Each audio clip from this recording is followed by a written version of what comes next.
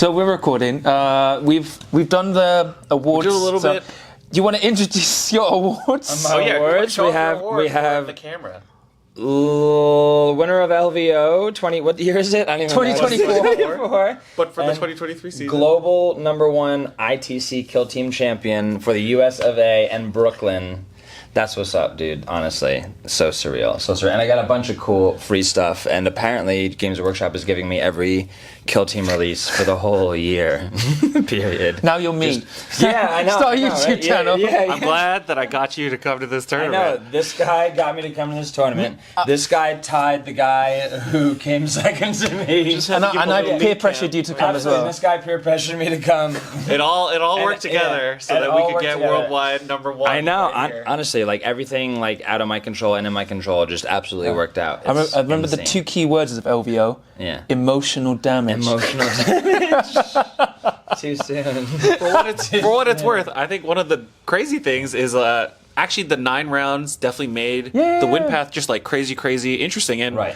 you know, it turns out that Adrian won, but he had an undefeated record with 2 ties. Yeah. And the second place also had 2 ties, and one of them right here, Yeah. intercession squad on In the Dark against Vetguard, Keeping tied on capture. Yeah. If you kill enough of them, they have to use the demo guy for central control. That's true. Demo mode. I want to blow you up, but things have gone horribly wrong. Someone's got to do it.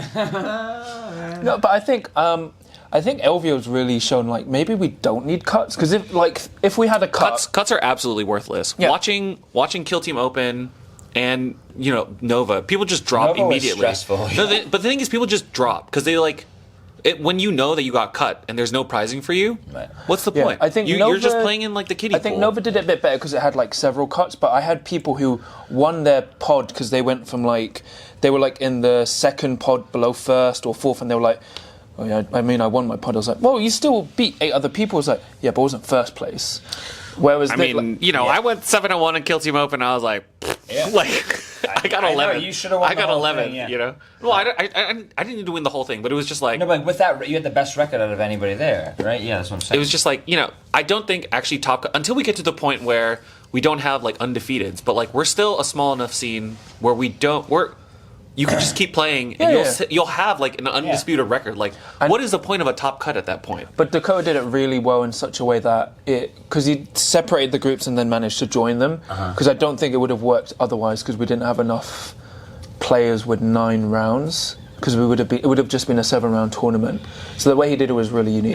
Yeah. It was nice. I think BCP for these larger events, like when you get to the larger scale, they will do like special things. Like the bracket stuff is not in the app. Like you can't do the bracket stuff unless BCP lets you.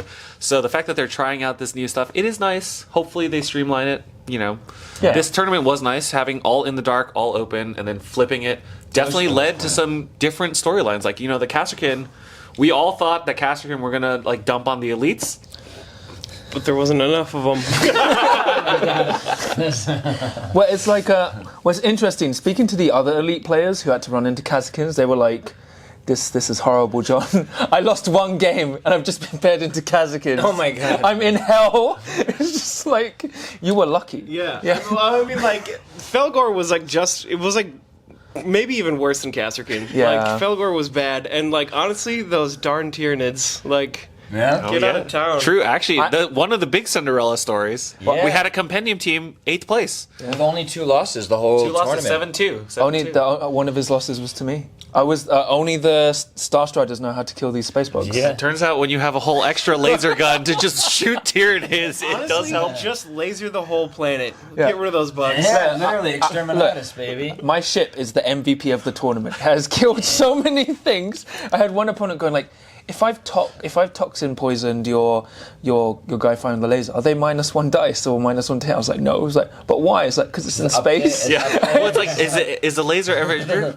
No. No, the ship is in low orbit, and it's about to lance you. Yeah, because that's basically what happened in the Tyranid game. He's like, is there any way I can get around this? It's like, stay concealed. Yeah. No, there isn't. There isn't. Like the moment the Gene Stealer comes, like for as well as they did, the core weakness for Gene Stealers is once they go out and charge, Yeah. they die. They should die. You should Yeah. not. You I think they just have to charge an already activated model, get them down to 1-hit kill range, parry themselves out, and the then next kill. turn start kill, leapfrog Yeah. into somebody who's already activated. Yeah. That's all. It's kind of just the name of the game in Melee. That's what I do. But yeah. I think Jeremy, he got a lot of extra value out of playing on In the Dark and getting the bolter with splash, because it turns into 3/3, splash 1, lethal 5, and that was a big part of him, because But you we- go 10 inches, spit at someone, Yeah. and then you're like, all right, I've got an invuln save. You can't shoot me that well And if I'm in 9 cover. wounds? And 9 wounds, yeah.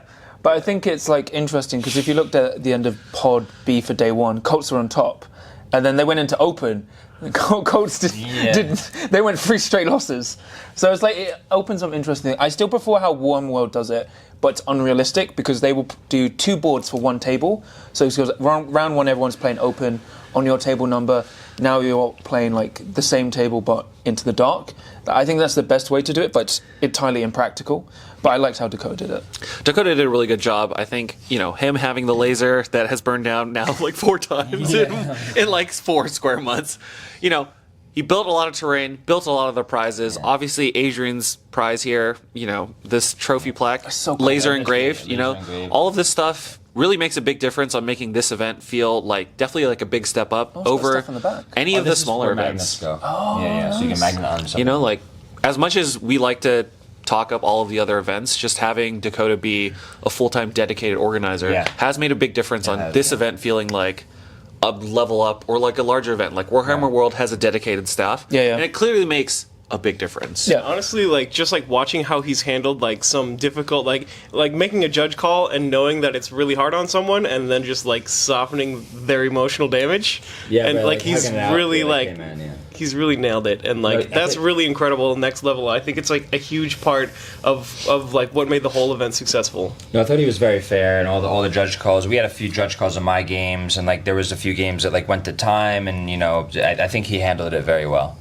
And the whole event staff. I think the whole staff is trying their best. Everyone did as good as they can, and that's really all we can hope for as a game where there's a lot of fuzziness around the edges. Yeah, I think the only problem with Sunday was it quite condensed, but that was because of mainly BCP. But I think let me bring up the top 8 so we could do a quick psychoanalysis of the top first 8. place Commandos, Curse. Second place Canadian Vetguard, Curse. Yeah. Third place East Coast Orion on Felgors. Yeah.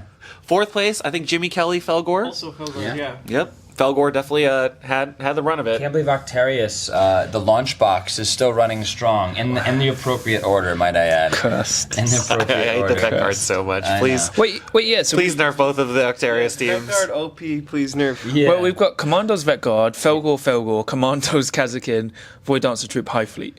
Void Dancer Troop. Yeah. Eighth Don't tell place. Joey. Well, I mean that's about. What'd you say?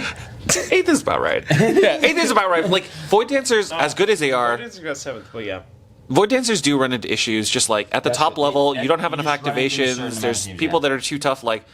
How is a Void Dancer player supposed to beat Felgor, who have a whole extra wound to just knock another wound off your clown?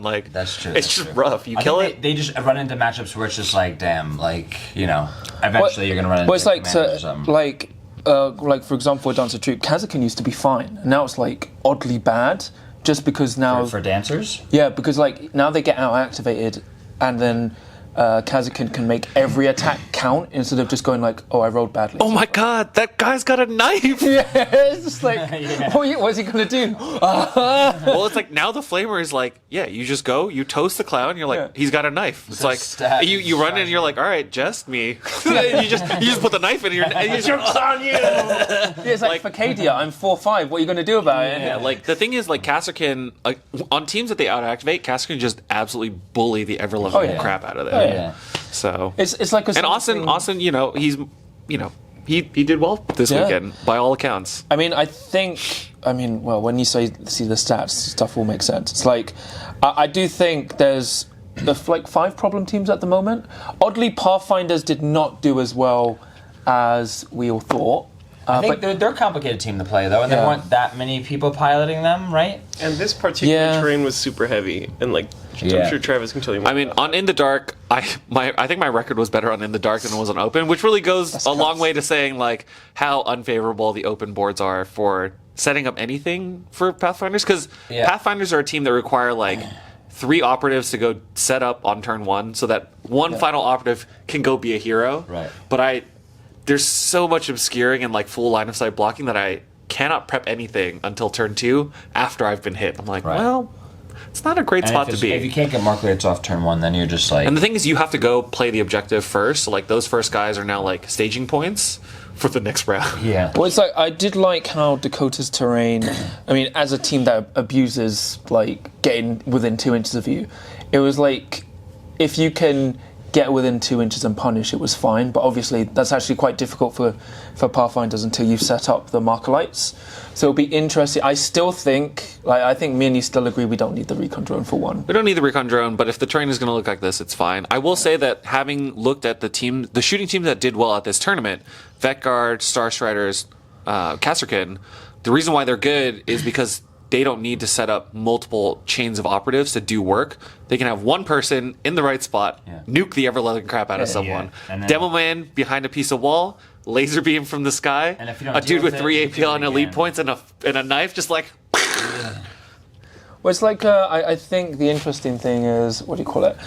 I completely forgot. It's so tiring. Well, it's like, would a different mission, like having a 4th and 5th mission type, change stuff up?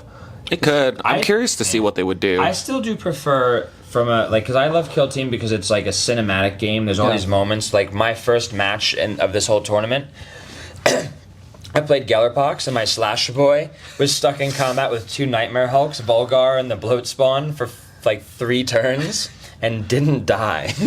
And I'm just imagining him like fending off 2 dudes, and then he charges in like one of those mutants, and he's like, all right, surely this guy will finish him off, and this Slasher Boy's just like, boom, dead, and he's still fighting the 2 mutants, and he charges in the Glitchling, and the Glitchling gets stabbed.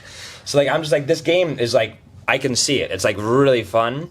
So like the original Kill Team missions to me when the game first came out were like, this is cool. Like I'm shutting down the firewall. This disappears. I now need to go to this objective, which is worth more. Or like I'm taking this objective and I'm running away with it because I'm actually like, I want to retrieve it. I think the current edition of the game is like good from like a sterile competitive standpoint because it's perfectly symmetrical. It's even. Everybody's happy. But it's a little boring and I don't see the objectives as much because I just walk to a circle and I press an imaginary button and I just stand on a circle. Yep. It's not like I'm disconnecting the firewall, I'm recovering the actual like intel or assets, or I can't even remember the old ones. It's been so long. Security Tech. Yeah. You know. Or like Awakened Data this Spirits. objective Awakened Data Spirits is the one that you This that you objective is remember. offline for this turn, or like these objectives disappear and you have to move up was to like a the mind board and game. fight each other. Mysterious signal, Yeah. you know, somewhere in the dark, a random objective The is mission going to pop itself up. told a story. Yeah. Was like- So if you could do some sort of combination of that. Yeah. But I'm okay with the randomness because Kill Team is a random game. The terrain's never going to be perfect. Nobody's ever going to be on all the same terrain and all the same mission. Like, maybe, but it's not. That's not the way I think the game should be played. Like, it's not a sterile game. Here's a fun one. You know, as much as I really enjoyed LVO, having all the terrain setups in advance, are we pro or con at this point? I like going in blind. I think people are... I think Dakota's layouts are good because he play tested some stuff. But I am of the mindset now we should just be going in blind because we're turning into 40k in the bit where like players are now like, oh, I need to know the maps in advance. I need to know what missions we're playing in advance. Like I like that Dakota solving it ahead of time. I like Dakota drawing the maps, the missions on the day.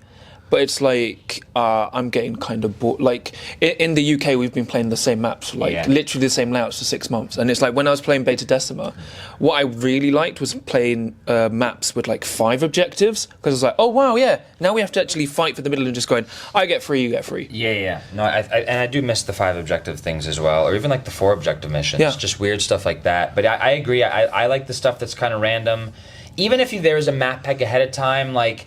Me personally, at least the way I work, I can look at stuff and theorize it, but I don't really solve it until I've played it. But I think what happens is like even here where there's like 8 or 9 different open layouts, I didn't play all 9 of them, but I played 2 of them like 3 times each, or 3 of them 2 times each, and it just encourages to me a little bit of like repetitive play pattern. Once you kind of figure out, oh, like on this Into the Dark map or this open map, like this is what works, same as like the World Championships ones. I didn't stray from that because it worked for me and it was the best I could figure out at the time, and it didn't encourage like innovation or changing things up a bit. which is like that's a preference and it's a style, but I like figuring stuff out. I like solving puzzles on the fly because the game is like that. Your operative doesn't roll well, or your operative gets killed, and you're like, my game plan is out the window. I now need to adapt, and how can I use what I have on the board to pivot and change? So I would love if the terrain encouraged that as well, right? So like everything should be in harmony. Yeah, I think. No, I agree as well. It's like kind of conflicting at the moment when you have like sterile, everything symmetrical, 6 objectives. I get 3, you get 3. It's just like, how do I just break parity for one turn and then hold? It's not like a fun, let's meet in the middle and actually fight like operatives would do, or let's try and steal this and run it away from someone like operatives would do, right? That's my. Yeah.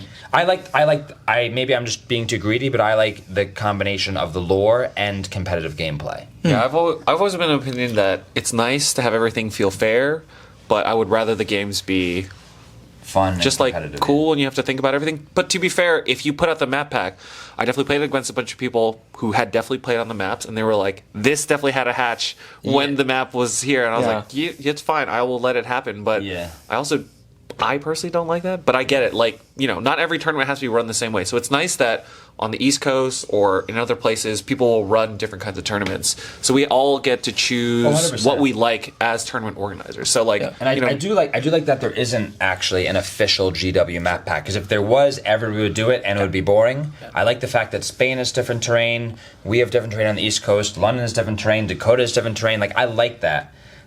Just like tournaments are more interesting when you have half open and half into the dark. Yeah. So I do like that, but it is nice that we're all a tight-knit community. We've got half open, half in the dark, half asymmetric in the dark. Yeah, half beta decima. Oh, and asymmetrical beta decima. Yeah, true. Yeah. The new boards are out. I haven't seen them yet. Well, yeah, they are asymmetrical. Yeah, that's cool. There's a couple of them that are a little bit. They're not crazy asymmetric. This will probably come out before my video review in it, and I think we're going to do a podcast. I think the 3 of us will be doing beta decima. I'm not a content creator. Sorry, guys. Oh, he will be soon. Oh, will I? I didn't know. Only for Adrian. News to me. But no, I think that's pretty much it. It's like now we're just going to wait for next year. Not going to play any more games of Kill Team. Yeah. For at least 24 hours. He said saying that he was going to main Star Striders for the I've got a tournament next week. Well, it's a doubles tournament. It's a fun doubles tournament for practice. Because I think what we realised in London is we need to practice more. Like, just get more reps in. And I've learned I need to stick with the team. And I think I'm just going to stick with Star Striders. Because like the reason I got so good at Pathfinders was because we were just like evil geniuses scheming. But also I played them for like 8 months straight. And when you play a team for so long, you just like... You just get comfortable, you can play fast, you can see lines, and you can be like, well, I can sack that guy. I don't need him right now. I'll go do something else.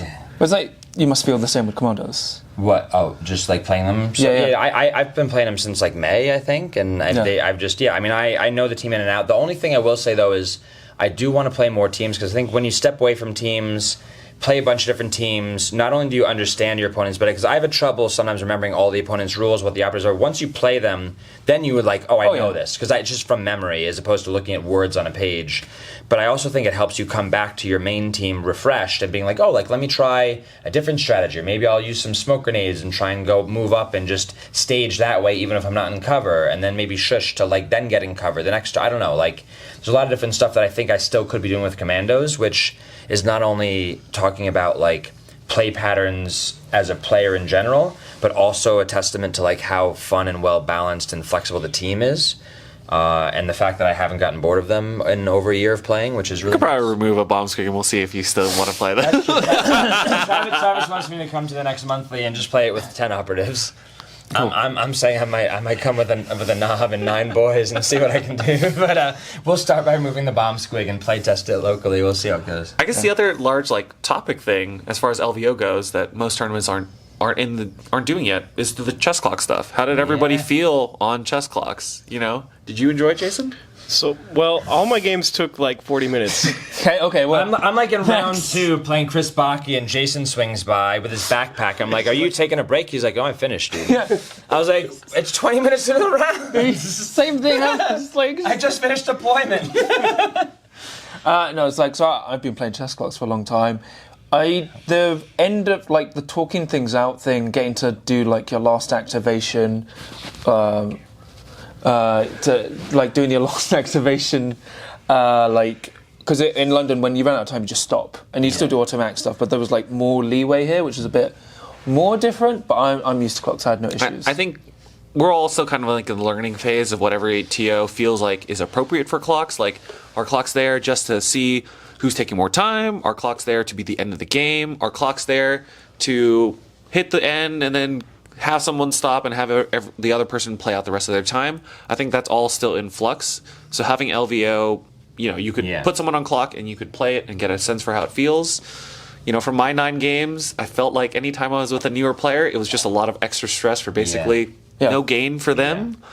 But for the more experienced players, I do think it is nice once you get used to the fact of like, I'm going to have to press this button. I'm going to have to make sure my opponent thinks about the button. I'm going to have to think about the button. I actually think it probably is a little bit better for the experienced players. I think it's good when when there are real stakes. When there are real stakes, it matters because you come up to an opponent that you maybe know or don't know and play, and you just talk pre-game. You're like, oh yeah, we're going to have no problem finishing this, and then you end up having a problem, and it's hard to implement the clock mid-game, and you don't want to be too pushy. But if you're on a clock, they can take as much time as they want because that's on them. Time. So I started coming into this event.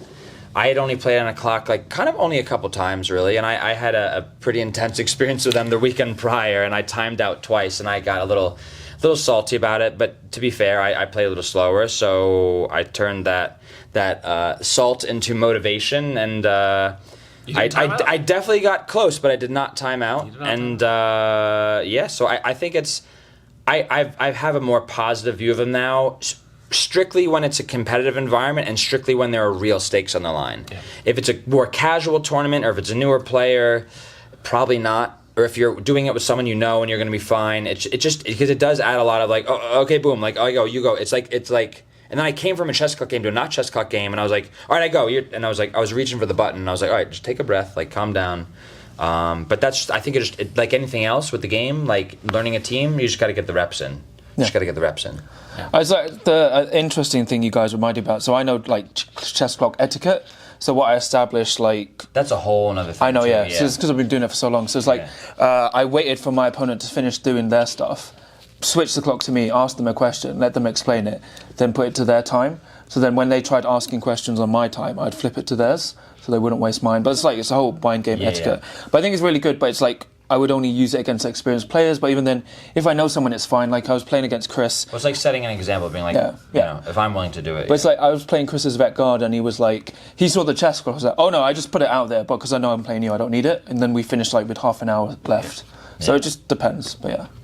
But I think that's pretty much it for now. I mean, you guys will probably see me, I'll do something in London when I get back, but I'm going to be very tired. But we've got Adrian, the world champ, and then we've got, Just Another Kill Team podcast. Jason from Just Another Kill Team podcast. Yeah, 3 best in factions and just some random dork in the background. Guys, if you didn't know, just put 10 equipment points on your leader. Just do it. Just do it every time. Give him the ore specs. 9 out of 10 dentists would recommend it.